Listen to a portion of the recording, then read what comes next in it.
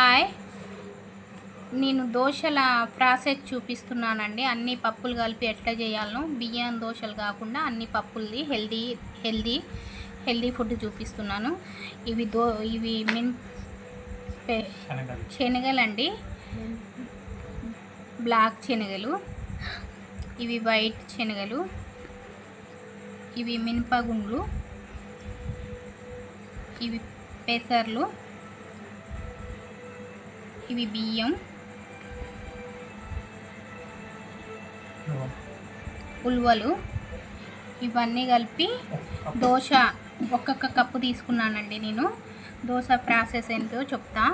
ఇవన్నీ ఇప్పుడు సాయంత్రం కావాలంటే మధ్యాహ్నం నానబెట్టుకోవాలండి. అప్పటికప్పుడే మిక్సీ పట్టి అప్పటికప్పుడే దోశలు వేసుకుంటే మస్తు వస్తాయండి. నేను నానబెట్టినవి కూడా చూపిస్తా. ఏంటంటే ఇవి ఎక్కువ రుబ్బి పెడితే పుల్లగా అయిపోతాయి.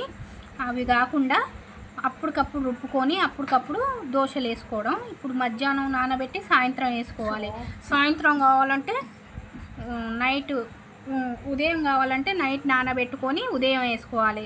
అదే నైట్ కావాలంటే నైట్ నానబెట్టుకొని మధ్యాహ్నం నానబెట్టుకొని నైట్ వేసుకోవాలి. ప్రాసెస్ చూపిస్తా అండి. నేను నానబెట్టినవి చూపిస్తా. ఇంకో నేను మధ్యాహ్నం నానబెట్టుకునేవి. ఇప్పుడు నేను దోశల పిండి పట్టినాక మళ్ళీ తర్వాత ఒక వీడియోలో చేస్తా. ఈ వీడియో లెంత్ అయిపోతుందండి, వేరే వీడియోలో చూపిస్తా. Bye, have a nice day.